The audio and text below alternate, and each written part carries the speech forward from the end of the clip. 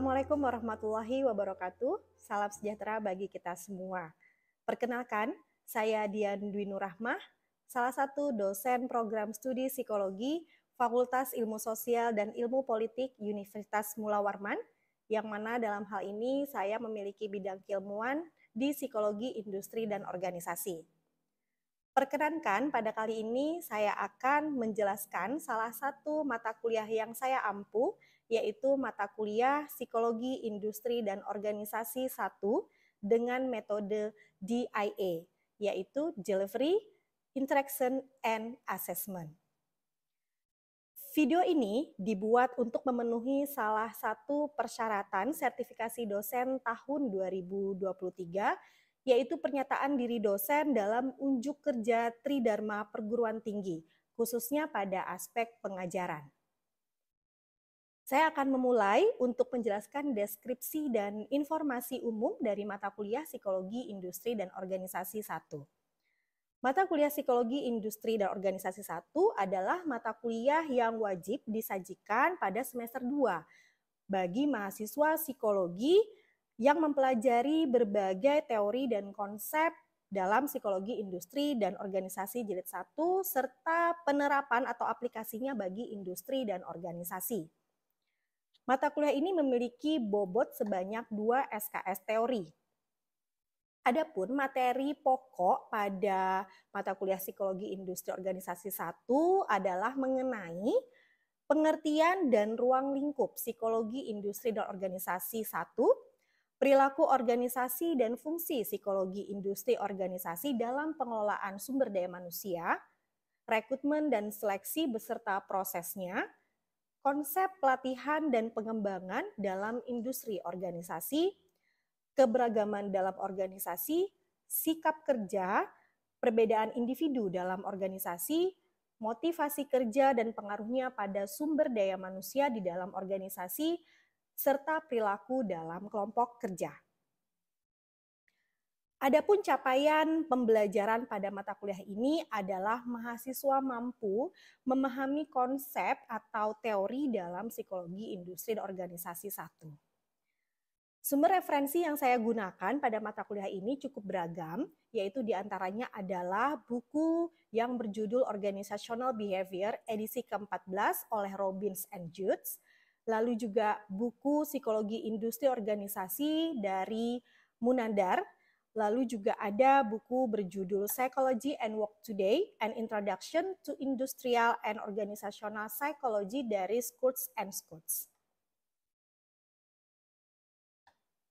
Adapun metode pembelajaran yang digunakan adalah mengutamakan keaktifan mahasiswa dalam pembelajaran seperti diskusi kelompok, simulasi, analisa kasus, dan juga penugasan lapangan. Adapun evaluasi pembelajaran dari mata kuliah ini melalui kuis, nilai saat diskusi kelompok, studi kasus, ujian tengah semester melalui soal uraian, dan ujian akhir semester, yaitu melalui laporan studi lapangan dengan tugas melakukan training need assessment. Bobot nilai mata kuliah Psikologi Industri Organisasi terdiri dari yang pertama adalah kuis atau studi kasus sebesar 20%, UTS sebesar 30%, studi lapangan sebagai UAS sebesar 40%, dan afektif sebesar 10%. Oleh karena itu, total dari evaluasi pembelajaran adalah 100%. Berikut merupakan cuplikan dari proses pembelajaran yang saya lakukan secara tatap muka di kelas. Selamat menyaksikan. Baik, Assalamualaikum warahmatullahi wabarakatuh. Waalaikumsalam warahmatullahi wabarakatuh. Ya, gimana kabarnya hari ini semuanya? Baik. Alhamdulillah semuanya baik ya. Iya. Seperti biasa sebelum memulai pembelajaran pada sore hari ini kita berdoa terlebih dahulu ya. Siapa nih? Newton bisa bantu Ibu? Boleh, silahkan. Perhatian semuanya, sebelum kita memulai mata kuliah kita pada sore hari ini, marilah kita berdoa menurut kepercayaan kita masing-masing. Berdoa, mulai.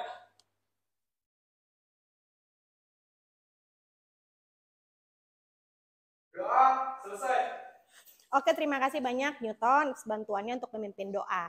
Nah, teman-teman semua, pada pertemuan kita kali ini ya, seperti pertemuan sebelumnya, kita hari ini temanya akan membahas terkait training and development atau pelatihan dan pengembangan ya.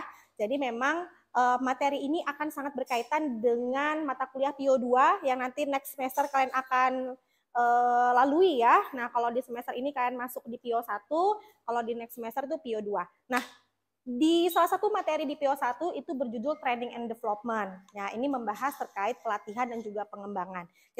Tapi sebelum masuk materi nih, rasanya nggak afdol ya kalau kita nggak ice breaking-nya nggak? Ya. Karena kita sadar ya bahwa kita tuh pembelajarannya di jam 3:30 kan sampai sore. Untuk merefresh karena kalian sudah kuliah dari pagi, kita pengen saksikan dari kelompok berapa hari ini? Kelompok 2. Oke. Boleh silakan maju kelompok 2. Jadi kita langsung mulai aja ya ice breaking-nya. Jadi mungkin ice breaking-nya itu namanya tepuk waktu. Jadi bakal satu kali dicontohin, terus satu kali kita langsung coba buat main ya. Mungkin kalau ada yang bisa kalah kayak ya udahlah ya.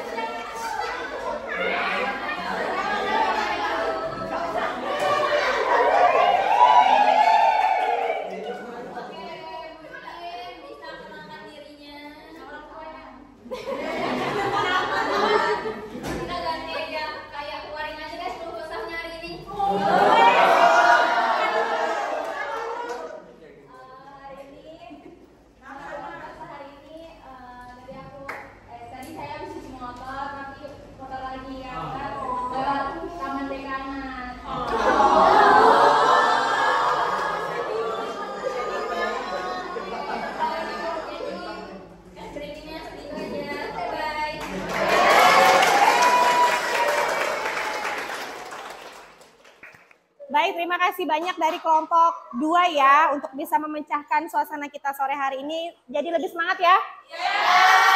Oke, baik. Nah, kita lanjut saja ke materi. Karena tadi Bu bilang terkait training and development, kita akan bahas dulu pengertiannya. Karena kita harus bisa membedakan apa itu pelatihan, apa itu pengembangan. Karena ini adalah dua hal yang berbeda ya, teman-teman ya. Nah, kalau training itu proses pendidikan yang sistematis tapi jangkanya lebih pendek. Ya, nah tetapi kalau development itu sama, pendidikan sistematis tapi jangkanya lebih panjang. Nah itu saja sudah ada perbedaan ya antara development dan juga training. Nah selanjutnya kalau training ini kita lakukan ke karyawan yang mana karyawan itu mempelajari terkait pertama awareness-nya adalah pengetahuan ya. Pengetahuan dan juga keterampilan teknis untuk tujuan-tujuan tertentu. Nah tapi kalau pengembangan dia pengetahuan juga tetapi lebih ke arah konsepnya. Ya, lebih arah konsep pengembangan dan juga teoritis tujuan umum begitu. Nanti kalau teman-teman masih bingung membedakan antara training and development, nanti di pertemuan selanjutnya kita akan banyak membahas terkait perbedaannya. Nah, untuk pertemuan kali ini kita satu-satu dulu ya. Kita akan bahas training ya. Oke, selanjutnya Nah, ini tujuan dari training and development. Jadi kalau misalkan kalian bertanya-tanya, kenapa sih Bu di perusahaan atau di industri itu kita membutuhkan yang namanya pelatihan dan juga pengembangan? Itu sebetulnya karena manfaatnya sangat-sangat banyak. Ya, tidak ada perusahaan atau organisasi itu yang tidak menginginkan perusahaan itu berkembang.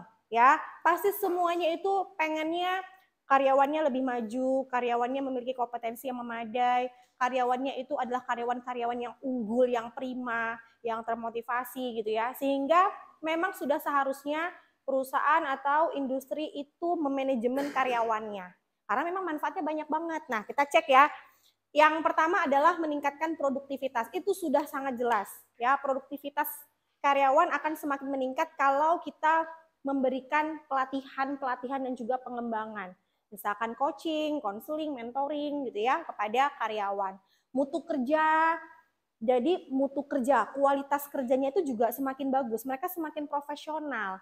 Contoh misalkan di bidang pelayanan sebagai customer service, kalau di bank ya kan kita sering banget ya berhadapan dengan CS itu ya, customer service. Kalau misalkan kalian mengurus apapun itu ya yang memang ada pelayanan. Pastinya kan kita pengen banget yang melayani itu kan betul-betul ramah, terus senyum, salam, menyapa kita gitu ya. Kita dilayani dengan baik. Nah, tentunya mereka itu bisa melakukan itu, pasti kan ada proses sebelumnya ya. Pasti mereka di training gimana sih melakukan pelayanan prima itu. Nah, pasti mereka akan diajari dulu sebelum mereka terjun ke lapangan. Mereka diadakan training terkait pelayanan dan sebagainya. Gitu ya. Jadi terkait mutu kerja, profesionalisme kerja, ketepatan perencanaan SDM, dan juga semangat kerja. Lalu juga manfaatnya adalah mempertahankan SDM potensial. Nah, ini ya. Jadi kalian misalkan besok kerja di perusahaan dan terus kalian ngerasa kalian ini sebenarnya punya kompetensi yang memadai. Tapi sepanjang rentang kalian bekerja, kalian merasa dicuekin nih sama perusahaan. Kalian kok nggak pernah dikasih pelatihan, pengembangan, padahal kan butuh gitu ya.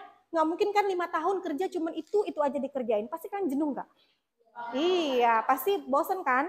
Ya jenuh kan? Sehingga memang kita butuh banget nih upgrade diri. Kalau perusahaannya aware, kalau perusahaannya memang punya sistem training and development yang bagus, pasti kalian nggak perlu butuh 5 tahun gitu ya. Mungkin setahun 2 tahun kerja, ini butuh nih pengembangan karyawan A. Kenapa? Karena dia nih harus punya jenjang karir, setelah ini dia bisa nih masuk posisi ke supervisor misalkan, sehingga kalau untuk menduduki supervisor dia butuh pelatihan kepemimpinan misalkan. Ya, kenapa? Karena nanti dia bakal ngelit anggota-anggota di bawahnya. So, dia diikutkan pada pelatihan kepemimpinan gitu. Jadi memang keputusan perusahaan untuk mentraining karyawannya itu karena emang adanya kebutuhan, misalkan jenjang karir dan lain sebagainya. Ya, oke, selanjutnya mengembangkan pribadi. Oh, itu udah jelas banget. Kalau kalian di training oleh perusahaan, kalau kalian develop sama perusahaan, itu secara nggak langsung diri kalian itu akan sangat terdevelop. Kalian akan growth mindset kalian itu pasti akan berkembang bahwa ternyata selama ini aku ini bukan siapa-siapa, ada banyak pengetahuan di luar sana yang aku mungkin belum dapatkan. Nah, jadi memang banyak banget manfaat dari training and development. Oke, next. Nah, ingat ya bahwa lulusan mahasiswa psikologi, peminatan PIO itu salah satunya adalah sebagai spesialis training, ya kan? Ibu pernah bilang sebelumnya, pada pertemuan sebelumnya, kalian itu bisa banget besok prospek kerja kalian sebagai lulusan S1 psikologi, kalau di bidang peminatan PIO, itu kalian bisa banget besok menjadi HR. Nah, salah satu tugas HR adalah mendesain pelatihan, training, ya. Maka dari itu pada hari ini kita akan coba cek gimana sih Bu sebelum kita mendesain sebelum kita melaksanakan training itu sebenarnya prosesnya apa dulu nih. Nah, ini proses-proses yang dilakukan dalam kita menganalisa kebutuhan pelatihan ya, atau yang disebut dengan TNA, Training Need Assessment atau Training Need Analysis, disingkat dengan TNA. Populernya seperti itu, TNA gitu ya. Nah, dalam TNA itu teman-teman ada 3 analisis ya. Oke. Yang pertama adalah analisis organisasi, yang kedua analisis tugas, yang ketiga adalah analisis individu. Nah, 3-tiganya ini harus kalian lakukan di perusahaan atau di organisasi atau lembaga tempat kalian nanti menjadi sasaran pelatihan. Gitu ya. Kenapa Bu harus dianalisis? Ya karena kita tuh nggak bisa mendesain training kalau kita nggak tahu kebutuhannya apa nih. Karyawan di sana tuh butuh pelatihan apa sih? Kita nggak bisa gitu ya tiba-tiba datang ke bos kita, pimpinan kita terus bilang, Pak, gimana kalau kita adakan pelatihan leadership pada karyawan departemen ini? Pasti pertanyaan atasan kalian apa ketika kalian menawarkan itu? Kenapa? Nah, terus kenapa? Kenapa kepemimpinan? Kenapa pelatihan itu? Pasti itu pertanyaan pertama yang terbesit ya, gitu kan? Wajar. Kenapa? Karena pimpinan kan nggak mungkin mengeluarkan uang banyak gitu ya, karena training itu kan butuh biaya ya. Tapi tidak jelas mengapanya. Sehingga kalau kalian di HR, oh ini Pak, karena mereka itu kenapa butuh pelatihan kepemimpinan? Karena saya sudah melakukan TNA. Nah, saya sudah melakukan analisis kebutuhan training nih Pak. Di analisis kebutuhan training ini saya melihat bahwa ternyata misalkan dari analisis organisasi, analisis tugas individunya, mereka sangat membutuhkan yang namanya pelatihan kepemimpinan. Begitu. Jadi based on data tersebut. Gitu ya. Oke. Nah, kalau dilihat dari pengertian, kan boleh simak ya di slide-nya, tidak Ibu bacakan semuanya. Kalau dilihat, ini memang ada perbedaan. Kalau analisis organisasi itu lebih banyak kepada goalnya organisasi apa sih? Goalnya perusahaan apa sih? Ketujuannya, ke proses bisnisnya gitu ya. Terus kepada sumber dayanya gitu kan. Iklim organisasi, budayanya gitu. Jadi yang ditanyakan lebih kepada sistem-sistem yang mengatur perusahaan tersebut berjalan. Gitu. Proses bisnisnya apa sih Pak, organisasi ini, perusahaan ini, budayanya seperti apa sih Pak, gitu ya. Kalau masalah suku itu sampai juga bisa ditanya loh ya dalam organisasi. Di sini tuh kebanyakan suku apa sih Pak? Apakah merata dari Sabang Merauke misalkan? Jenis kelaminnya dan lain sebagainya. Demografi itu boleh banget ditanyakan di analisis organisasi gitu ya. Oke, lalu analisis tugas. Nah, kalau analisis tugas ini kita akan melihat bisa nih dari departemen-departemen nih, kelompok-kelompok. Tugasnya departemen A itu apa sih? Tugas departemen B itu job desk-nya apa sih? Tugas departemen C itu apa sih?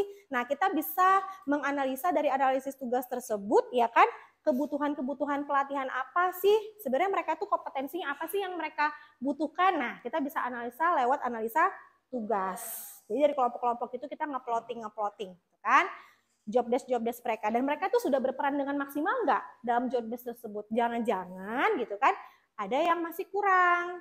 Ya kan, entah misalkan beberapa kompetensi, misalkan nih kompetensi problem solving misalkan.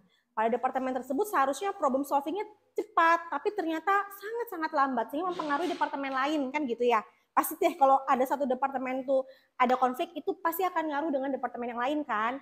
Atau ada satu tugas deh, nggak usah departemen, satu individu aja. Kalau dia delay-nya lama, pasti akan mempengaruhi dengan yang lain, karena mungkin butuh laporannya si ini, butuh hasil dulu dari ini gitu kan. Nah, jadi itu juga kita akan analisa. Apalagi analisis individu. Nah, kalau analisis individu sampai pada kita mengasesmen individu-individu mana nih yang memang butuh pelatihan tersebut.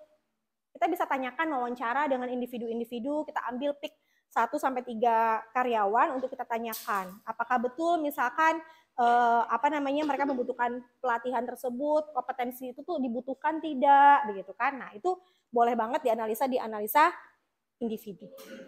Itu ya. Nanti kalau kalian penasaran, tunggu di PO2 karena PO2 akan langsung praktek trainingnya. Nah, nanti tapi kalau di PO1 ini Ibu pengen melihat kalian ke lapangan bisa nggak nih melakukan TNA. Tapi nggak apa-apa, nggak pada PO1 kalian nggak langsung trainingnya, tapi TNA dulu, ya kan? Kita step by step. Jadi kalian akan ke lapangan nanti untuk melakukan TNA gitu ya. Oke, next. Nah ini ya, nanti kalau misalkan sudah TNA Bu, terus apa yang dilakukan? Nah nanti kan di TNA hasilnya adalah kita kita jadinya tahu nih kebutuhannya apa, ya kan? Need-nya apa. Nah kalau sudah tahu, kita buat ini, ABCD. Nah ini ada rumusnya nih ABCD. Audiens, siapa subjeknya? Nah, siapa sih subjek pelatihannya? Oh ternyata karyawan Departemen Finance seluruhnya sebagai subjek pelatihan kami Bu, gitu misalkan, ya. Lalu behavior, perilaku apa sih yang mau diubah, yang mau diukur? Misalkan tadi kan kepemimpinannya, problem solvingnya, komunikasinya, kerjasamanya. Jadi kita sudah tahu nih apa sih yang mau kita sasar dari pelatihan itu, ya. Nah melalui ABCD ini kalian jadi paham sebetulnya apa aja sih yang harus didesain gitu ya. Nah, condition, situasi apa yang menjadi syarat terjadinya perubahan perilaku audiens. Nah, gimana cara kalian mengukur ada perubahan perilaku tersebut? yang tadinya misalkan nih problem solvingnya hanya nilainya sekitar 50 saja, terus meningkat jadi 80. Nah, condition seperti apa? Nah, itu juga kalian harus bisa mendesain. Misalkan nih lewat alat ukur, ya, pretest, post-test. Nah, kalian bisa berikan mereka soal begitu pretestnya ternyata awareness-nya itu, pembelajarannya itu, kognitifnya itu nilainya rata-rata hanya 70. Mereka tuh ngerti terkait contoh kohesivitas misalkan. Ternyata pada saat sudah di training, di post-test dikasih lagi skala yang sama ya, persis plek-ketiplek lah pokoknya dengan yang pretest. Ternyata ketika dinilai, ternyata mereka mengalami peningkatan. Nah, jadi conditionnya adalah ketika mereka mengalami peningkatan dari evaluasi yang sudah dilakukan. Kan gitu. Terukur kan? Terukur. Kalian jadi punya laporan kepada user kalian, kepada atasan kalian. Pak, hasil pelatihan kami ini terukur loh. Lewat mana? Lewat ini, sertakan grafik. Ini pretest, ini post-test. Lalu juga efektivitas pelatihan terukur Pak dari reaksi mereka. Misalkan mereka puas dengan pelatihan kita, mereka puas dengan delivery-nya trainer kita. Nah, itu juga diukur. Jadi pelatihan itu tidak dilakukan tuh dengan cuma-cuma, tapi kita juga akan menilai efektivitasnya gitu ya. Nah, degree-nya di sini, D-nya ini seberapa besar sih perubahan perilaku yang diharapkan. Nah, kalian juga bisa ngedesain teman-teman. Apakah pelatihan yang nanti akan kalian lakukan itu, dari mulai tadi ya TNA, pelatihan, seberapa besar sih kalian tuh pengen mereka tuh berubah? Apakah cuman awareness-nya aja? Pemahaman konsepnya saja, atau sampai betul-betul prakteknya. Contoh nih ya, contoh pengalaman Ibu pribadi. Ibu pernah mengadakan pelatihan coaching kepada supervisor. Jadi Ibu mengirimkan trainer kepada karyawan, yang mana trainer ini melatih supervisor untuk bisa mengcoach anggotanya. Nah, yang disasar waktu itu adalah kemampuan mereka menyelesaikan masalah anggota. Selama ini kalau anggota bermasalah tuh ya udah mereka udah yang lepas tangan aja gitu kan, nggak ada tuh kayak ayo kita ketemu yuk tatap muka, kamu tak coach gitu, nggak ada. Waktu itu analisa kebutuhannya gitu, ya kan, ayo gitu kan. Akhirnya apa? Dari situlah Ibu berasumsi bahwa oh ternyata memang ada kebutuhan coaching gitu ya, kebutuhan mereka sebagai coach ya, di mana mereka itu memang posisinya supervisor. Supervisor itu harus bisa mengcoach gitu ya, mengcoach apa namanya karyawan gitu kan. Akhirnya diadakanlah pelatihan seperti itu, dan yang Ibu sasar adalah nggak cuman mereka tuh tahu coaching apa, gimana cara mengcoach, enggak. Ibu pengennya itu juga sampai pada perilakunya. Perilakunya gimana sih Bu? Ya perilaku. Sampai pada prakteknya. Mereka tuh benar-benar nge-coach karyawan. Nah, waktu itu Ibu desainnya adalah akhirnya mereka dikasih tugas PR ya kan.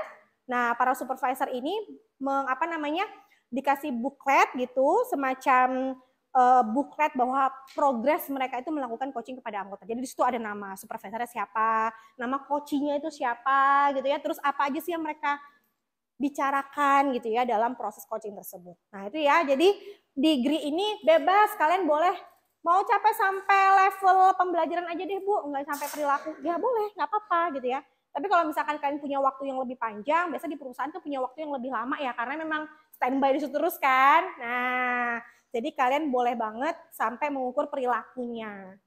Gitu. Bisa lewat observasi, bisa lewat wawancara atau penugasan. Gitu ya. Oke. Sampai di sini ada yang mau tanya dulu nggak? Ya, boleh. Saya mohon izin bertanya Bu, mohon izin juga memperkenalkan diri. Perkenalkan nama saya Syifa Rizkia dengan NIM 2202106002. Nah, pertanyaan saya ini itu terkait jikalau nanti kami melakukan TNA. Nah, apakah itu kita melakukan TNA-nya itu harus 3 kali pertemuan? Untuk 1 kali pertemuannya itu dimulai dari individunya, organisasinya, tugasnya, atau dalam 1 kali pertemuan itu udah mencakup 3-tiganya langsung sekalian 3-tiganya itu Bu? Menurut Ibu gimana? Oke. Syifa ini bertanya terkait apakah strategi aja sih, strategi di lapangan kita tuh kalau mau wawancara Bu dalam 1 kali datang itu gimana gitu kan, apakah langsung organisasi, kelompok dan individunya itu langsung bersamaan atau seperti apa. Nah jawaban Ibu sebetulnya adalah kembali pada situasi di lapangan. Apa yang bisa kalian lakukan pertama kali, apa yang bisa kalian lakukan yang kedua, ketiga dan seterusnya. Jadi tidak ada patokan harus wawancara dulu misalkan, ternyata memang situasinya boleh kuesioner dulu ya silakan kuesioner dulu. Gitu. Nah, terus gini teman-teman, tadi juga ada pertanyaan di sebelah tuh menarik ini. Bu, gimana kalau ternyata kuesioner dan wawancara itu ternyata hasilnya berbeda loh Bu jawabannya. Nah, ini udah pasti ya, mungkin kan akan menghadapi situasi seperti ini. di kuesioner Bu aspek ini yang rendah, tapi kok diwawancara ternyata aspek yang lain. Ya, nah Ibu tadi sempat menjawab gitu ya, bilang kasih tips bahwa makanya kalau bisa kuesioner dulukan. Kenapa? Kalau kuesioner didulukan kan bisa olah data dulu tuh. Nah, ketika kalian olah data, kalian bisa menemukan oh ternyata aspek ini ya yang dipersepsikan seluruh anggota tuh rendah. Nah, akhirnya itu bisa menjadi rujukan untuk kalian wawancara organisasi. Ya kan?